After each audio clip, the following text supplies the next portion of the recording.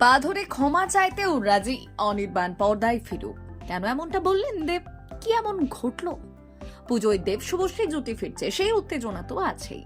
তাকে ছাপিয়ে গিয়েছে অনির্বাণ ভট্টাচার্যের প্রত্যাবর্তন নিয়ে দেবের বক্তব্য। সেই বক্তব্য এবার রাজ চক্রবর্তীর কথাতেও। আনন্দবাজার.com-কে রাজ বলেছেন, প্রয়োজনে পা ধরে ক্ষমা চাইতেও রাজি। অনির্বাণের মতো অভিনেতার বড় পর্দায় ফেরা প্রয়োজন। নতুন বছরে স্ক্রিনিং কমিটির প্রথম বৈঠকে উপস্থিত ছিলেন দেব। তাকে অনির্বাণের অভিনয়ে প্রত্যাবর্তন নিয়ে প্রশ্ন করা হয়। উত্তরে দেব বলেন, আমি অনুরোধ করব, যদি ক্ষমা চাইতে হয় অনির্বাণকে, তাহলে আমি তার হয়ে ক্ষমা চেয়ে নিচ্ছি। অনির্বাণকে প্লিজ কাজ করতে দিন। এমন একজন অভিনেতা যার বাংলায় দরকার, এবং বাংলায় এখনো ওর অনেক অবদান বাকি আছে।